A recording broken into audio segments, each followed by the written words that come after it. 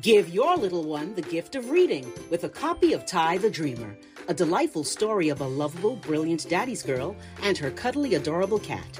Tye The Dreamer teaches kids to achieve ambitious dreams, supported by loving fathers and strong communities. Available online at itascabooks.com. That's ITASCA books.com. Tye The Dreamer is a perfect gift. Dream big with Tye The Dreamer. Greetings, this is Ty Brown, and welcome to the One Question Leadership Podcast, where we highlight executive and organizational leadership. Be sure to follow us on Twitter and Instagram at OneQ Leadership. We're joined today by Kyle Adams. Kyle is the Deputy Director of Athletics at Delaware State. Greetings, Kyle. Thanks for joining us. Thank you, Ty. I appreciate the opportunity to be on your platform. Love the work that you're doing. Yes, sir. Glad to have you on. You've been there for almost 2 years. Your background is interesting. Former head women's basketball coach. You have a book called Discarding the Mask. You do a podcast. You do a lot of extracurricular things that I saw on your bio. One thing I noticed about your bio, though, is there's 2 lines about what you do at Delaware State, right? And then there's all these other things that you do for the community, just college athletics community, just for people in general. But specifically to start off, I want to know how you would define your role there at Delaware State in terms of what you do for student athletes, what you do to help the athletic director to be successful, and the school in general. So first, I listened to your interview with now Dr. Alicia Shields-Gadsden. Dr. Alicia Shields-Gadsden. Congratulations. She recently completed her requirements to receive her doctorate, so we're really excited about that.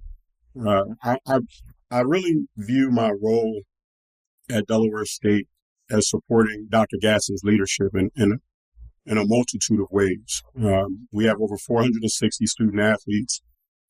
As a coach, I was always very student-centered, and I think that I had a keen insight young as a coach to really being in tune to the needs of student athletes and what are some of their different concerns and their needs and the nurturing that they require. So I get an opportunity to engage with all of our student athletes just based around some of the different challenges they may have in becoming acclimated to the university environment. I'm heavily involved with our Holistic Wellness Center. Under Dr. Gadsden's leadership, we've been able to secure a grant from the NCAA, which has allowed us to build a holistic wellness center that our student athletes really love, where they can kind of get some time to get away from everybody else. And they're able to utilize that space and kind of detach from all the rigors that being a student athlete in Division I athletics kind of demands from you. So that's one of the things. I'm heavily involved with our SAC. We actually have this year the president of the Mid-Eastern Athletic Conference, SAC, is a young man named Charles Brown, who plays on our football team. So we've been heavily involved with really starting to shine some light from a legislative standpoint on how this transfer portal, NIL, this current ecosystem, how it impacts HBCUs.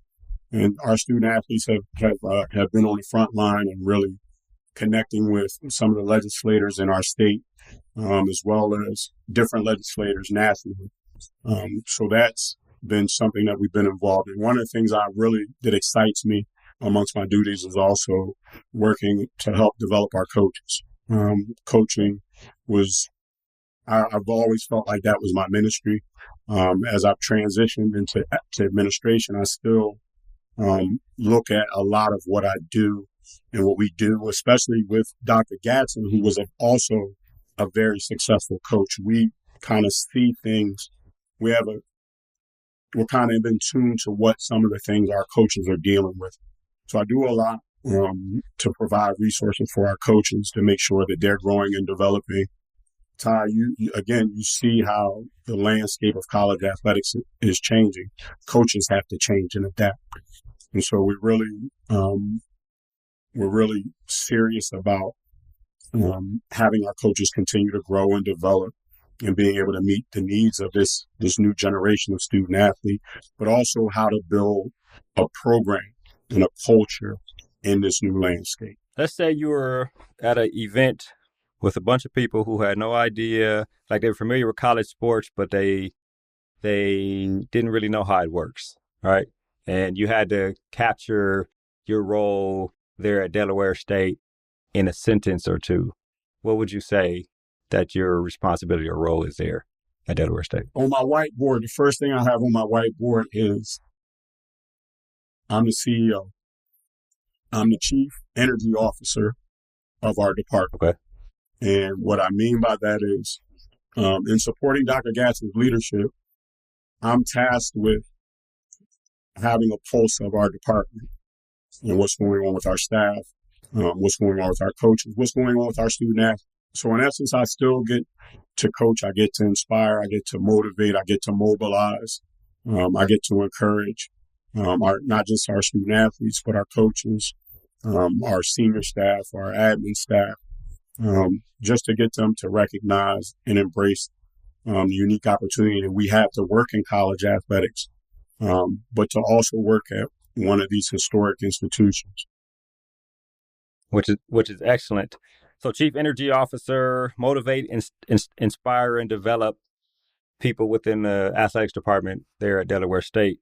Tell me, do you have a formalized process of the development of motivation? Are you meeting regularly with coaches? Is there a education process with student athletes? Tell me, have you in 2 years, have you been able to formalize that process so there's actually a process? Is it formalized in any way, or is this is your personality? Get to know people, help them to be the best they possibly can.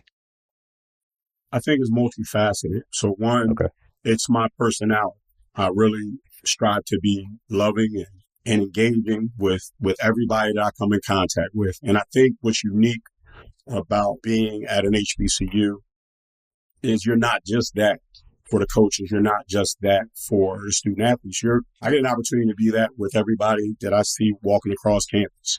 And that excites me. So I would say that a lot of that is kind of just my personality, but it's also the pedagogy in which Dr. Gatson wants our department to operate in.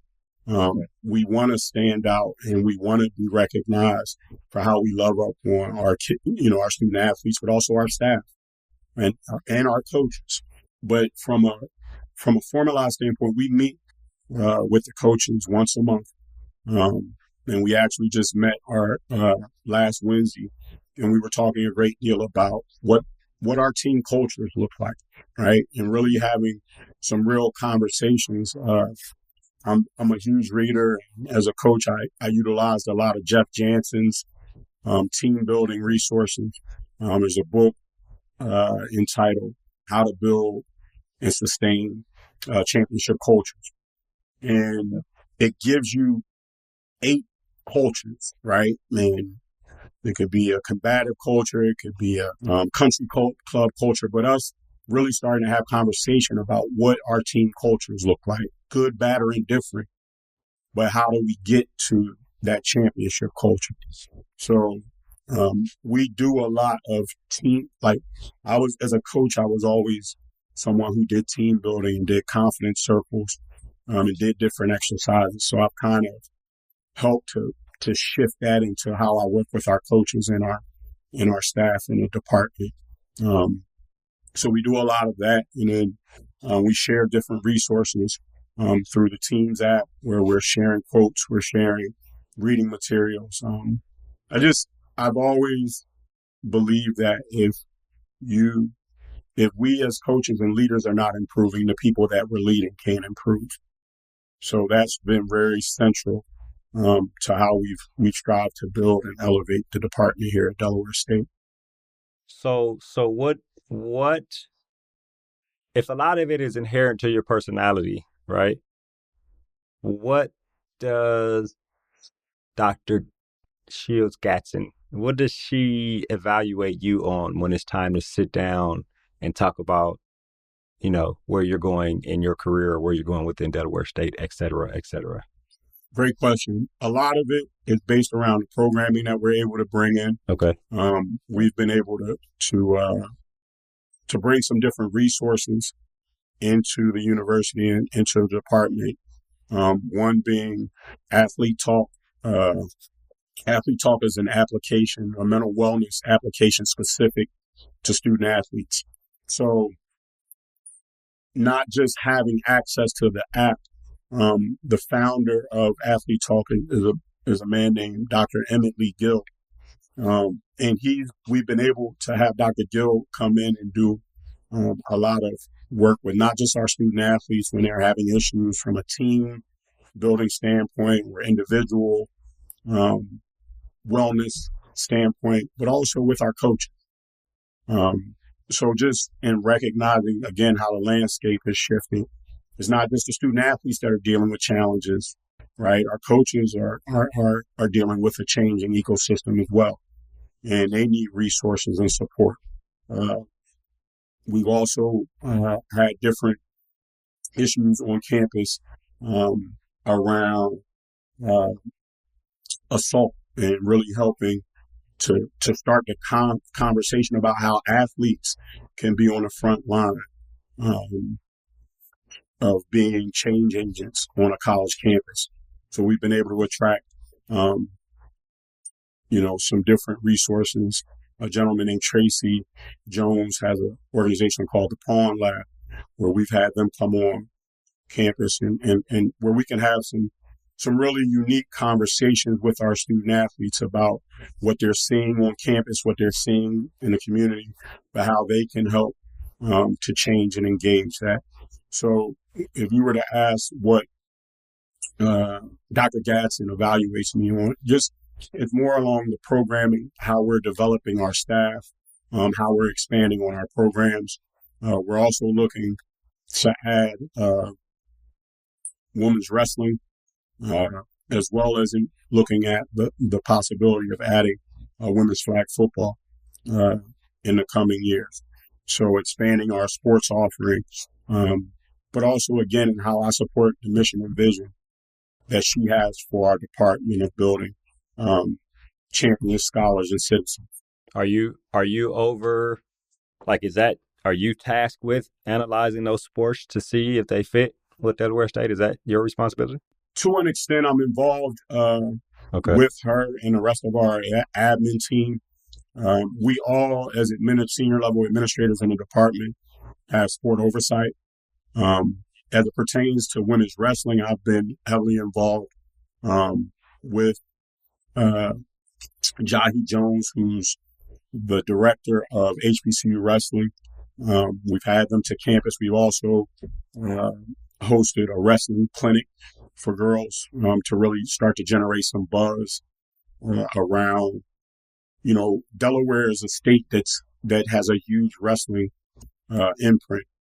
And so for us we had close to 80 young ladies representing 9 states on our campus, high school student athletes who were interested in women's wrestling was huge. So to answer your question, yes, I'm involved, but a lot of that oversight is we do as a group.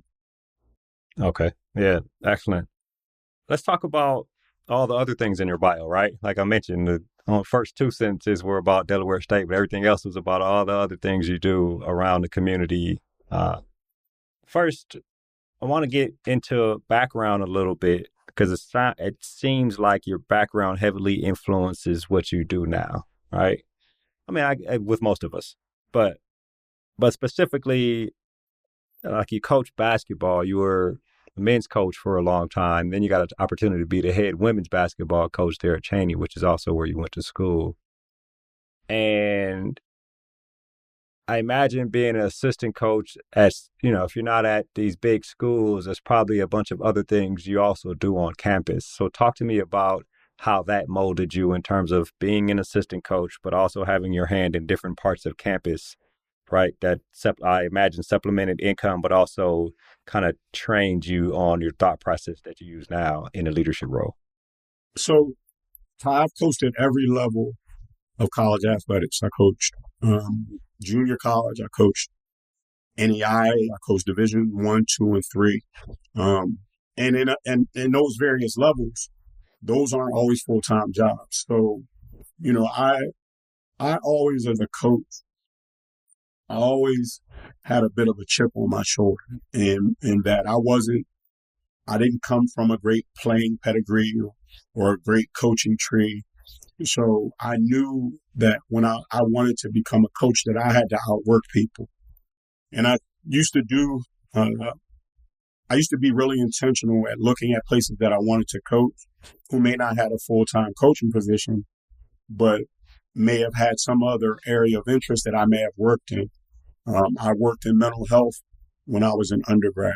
I got an opportunity when I was working on my graduate degree at an NAIA school in Ohio, the University of Rio Grande, where I got to run a residence hall. And I got to be the director of multicultural student affairs in addition to coaching. So I think that having those type of experiences and getting to see the whole gambit of student affairs and student life really gave me a different sensitivity and helped me to really shape a more student-centered pedagogy when it came to being a basketball coach. I think sometimes in academia, professors can look at coaches like they just roll balls out, and they are not concerned with other things that are going on with young people. And I always wanted to kind of break that down and let people in academia see, we're as concerned about them achieving and doing in the holistic growth of these young people, not just how they were able to dribble a basketball or whatever ball it may be.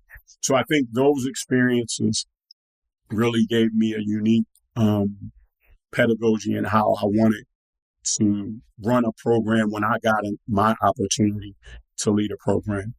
So that was huge for me. Right. So then you got an opportunity, right? Head women's basketball coach at Cheyney. You come into a leadership role. You got all these ideas about what you want to implement and what you've seen, but tell me about the reality when you became a head coach. Yeah, I think you have all these ideas, but I think what was a blessing for me is that I got an opportunity to institute a lot of my thoughts and ideas in a place that I was very familiar with. Right. And I knew some of the I won't say obstacles, I knew the opportunities where we could grow and really provide something different for the student athletes that they hadn't had.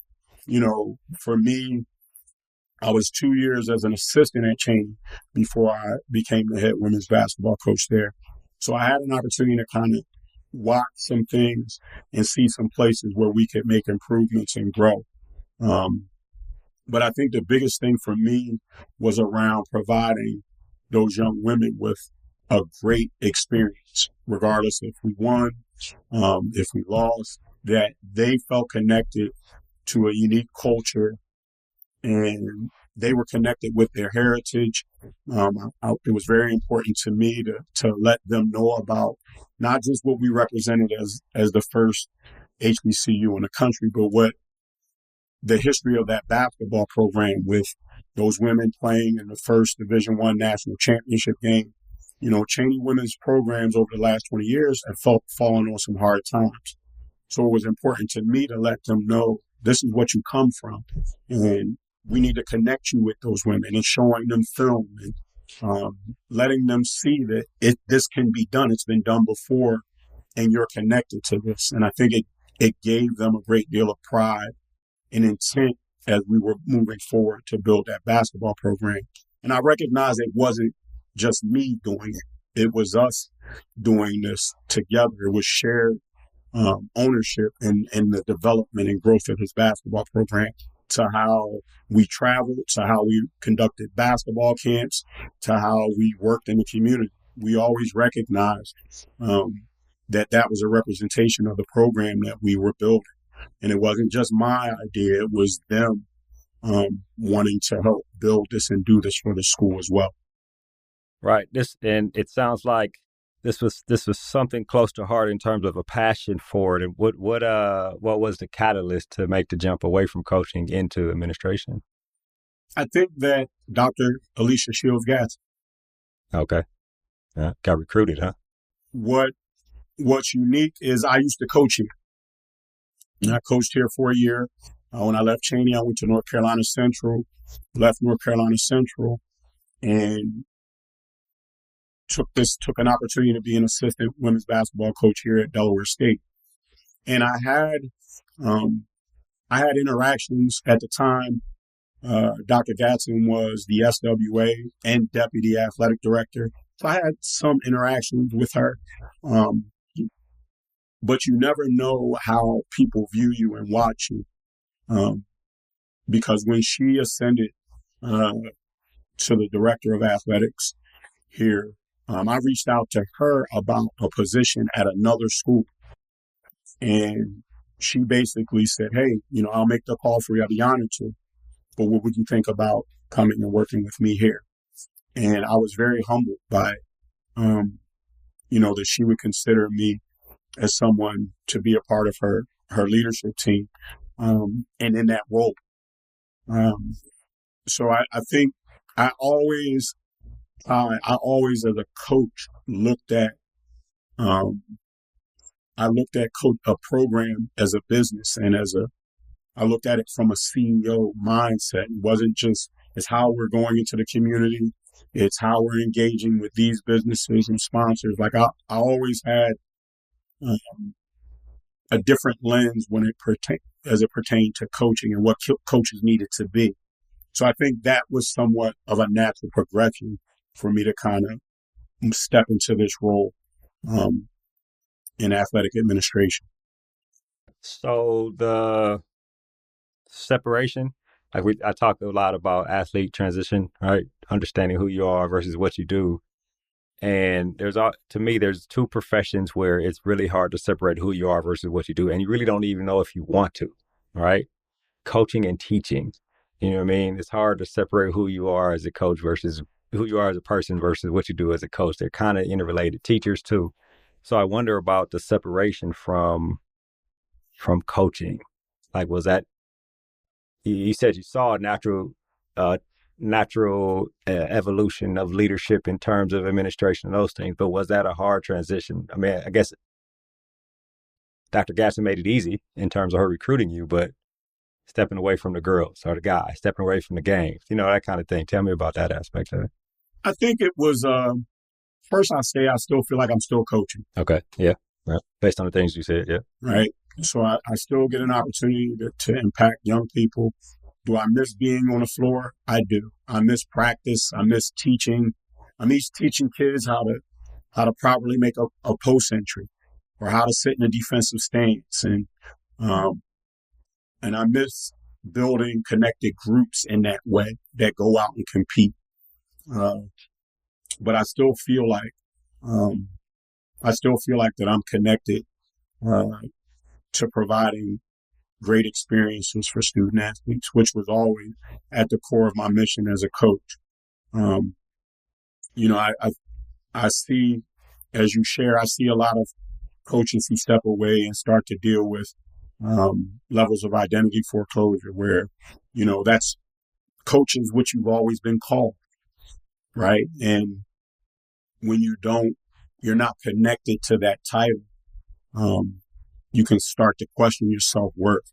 And I don't know, I think, as you've shared, the fact that I've been able to do some other things in and around coaching has helped me to not carry that, to see myself as something more than a coach. And I think, Tye, that's one of the things that why I've done some different things, because I think coaches need to see themselves as more and being able to do other things and being able to see themselves as leaders, as entrepreneurs, as business people. I think that's important because coaching, most of us who coach will leave coaching not on our terms. And how do you take that experience? How do you take that expertise? How do you take your unique philosophy and pedagogy and craft something more? Because we're ultimately moving people, right? We're connecting people. We're moving them. We're getting them to go to collaborate. And I think those are skills that transcend the basketball court or the field. And how are you able to continue to move people in that way? So I think for me, that's been why I have an experience. Yeah, which is excellent because you're coaching the staff now and still dealing with student athletes, all those types of things. I want to talk about a couple things here. You have a podcast, right? It's Bigger Than the Ball. Tell me about that. That looks to me, when I look at it, it looks like it's a podcast, but it also looks like it's a bit more than just a podcast, right? It almost like that's your platform in general in terms of a lot of things you do. Tell us about that. It's Bigger Than the Ball. It's bigger than the ball. So as I shared, I felt like I don't want to say I was unique, but I always felt like I was a bit different in what I felt about coaching and what young people should get from coaching, right? What is the byproduct? What is the end result? Regardless if you're the best player on the team or you're the last person on the bench. What are you instilled with? What are you equipped with to go out in this world and live a meaningful life and live a life of service? How are you able to give it back? So I always looked at that in the lens of it being bigger than the ball. The podcast was, of course, one entity and wanting to share the stories and unique journeys of people who are committed to elevating young people and to helping to advance them. So in that, the podcast, I also wanted to build it out as a business. So I built an LLC. It's Bigger Than the Ball LLC, where I've had an opportunity to go in and do work with coaching staffs and really spend time with them, watch their practices, watch their staff meetings, really connect with them and find out some different ways. Where do they feel like their student athletes are not connecting? And really come in and do different exercises to help build that connection that helps people move to the successful outcomes that that we all want with our teams and our programs. So I've been able to do some different workshops with the Mid-Eastern Athletic Conference. I spoke last year at the Philadelphia Coaches Conference on establishing a coaching pedagogy, right? What does that look like? Really starting to dedicate thought as a coach as to what are the learning outcomes you want to come from this coaching young people. So I've been able to do a lot in that realm, from speaking and workshops. I'm excited about it. Right. Excellent. So it's a platform to do basically what you do, right? Because it sounds like you're doing the same thing you do at Delaware State. Everything is like, let me continue to coach people, right? And help people to understand how they can be successful. Talk to us a little bit about the book, Discarding the Mask, The Soul Sacrifices of a Coach. Yeah, it's interesting, Ty. I started writing that book when I was coaching at Delaware State. I've coached at over 9 institutions. I've coached at 9 institutions. I've coached at 5 different HBCUs. HBCUs are really, in my heart. So to have an opportunity to coach at different ones. I've coached in the Deep South. I've coached in North Carolina Central, which is what could be considered the Mid-Atlantic, Mid-South. And then I've coached at Lincoln and Cheney up in the North. So I think just having those opportunities really has shaped me, and I haven't been successful all the time. Like we talk about our successes a lot, but I don't think enough of us share our frailties and vulnerabilities and mistakes that we make, right? Everybody loves to read the book about the coach that won 500 games. But I think in our journeys, and especially as we look to connect with young people, we've got to be willing to share when things didn't go well. And when we may have made mistakes. So I think the book more so is about really sharing my experiences and how I fell in love with the game of basketball. My younger brother was a huge influence on that. But just the different coaches who've helped impact my journey as I've moved through, and then the experiences, being away from my son. Coaching is a profession where you don't just fill out an application and get a job around the corner.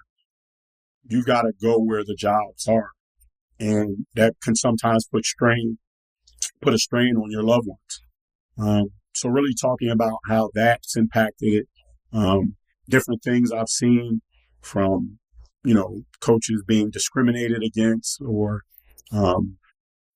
just the whole gamut of what we experience over a coaching life. Right. Yeah. Those things are important. And finally, I want to ask you about this doctorate you're working on. Tell me why you think it's necessary to have a doctorate. What have you learned, and has it helped you to do your job better?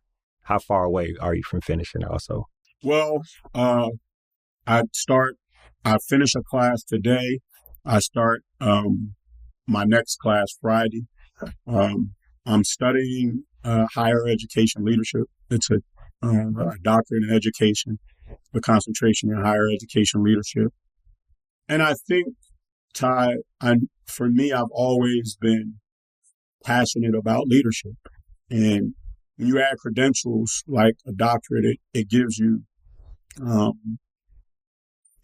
greater capacity to do more work. And I want to be able to have more influence and be able to impact more of the experiences of coaches, of student athletes, of what's going on in the current landscape of higher education, because now college athletics isn't just changing. Higher ed is changing. And I've been able to watch it from various lenses over the better part of the last 20 years. And I want to be able to do more to influence and help the people who are doing great work in this landscape of higher ed, of college athletics. And as it pertains directly to the experiences that student athletes are having. But I would also say I've always been a student of leadership, and wanting to learn as much as I can about it, and watching different types of leadership. And I watch college presidents, I watch athletic directors, and I watch coaches. I watch people who are tasked with moving other people. And what are the strengths that they have in doing that? What are the weaknesses and challenges that they have? How does the environment impact that? So I've always been very interested and passionate about learning about that. So my coursework has really been versed in learning more about that, and how maybe I can make an impact in not just my own growth and development, but helping to impact other leaders, this next generation. Right. Now that's a program you started, I imagine, around the same time last year, May 2023, something like that. Maybe June, summer 2023. Last summer. Yes, sir. Hey, before we wrap, is there one thing that you've learned so far, read about, studied, researched, that has really stood out to you in the last year being in this doctorate program? I think that leadership is changing the lens of how you see from challenges to opportunities. They say that a crisis is a terrible thing to waste.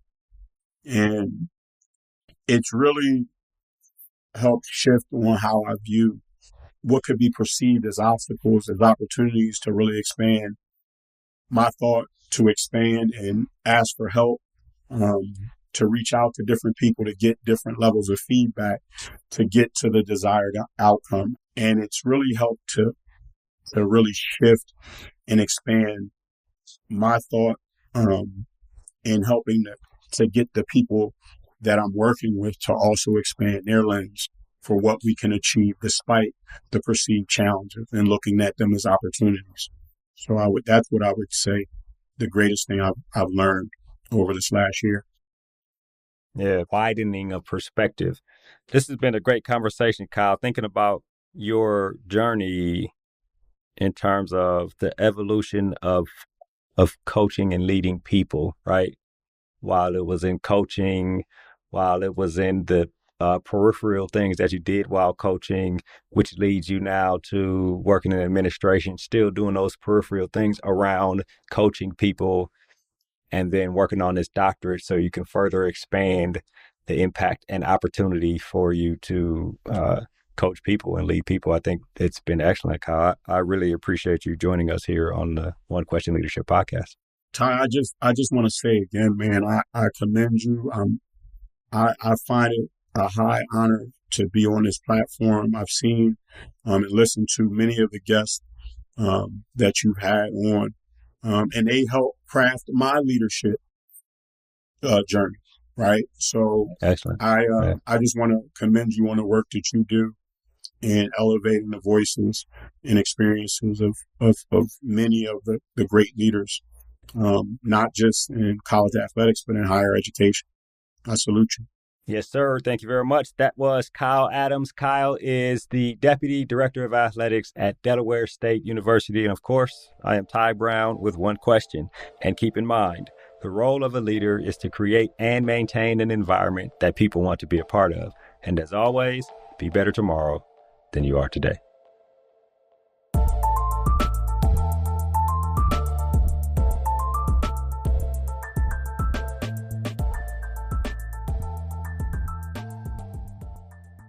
This episode of the One Question Leadership Podcast is produced by Spades Media Group, solving problems using creative leadership.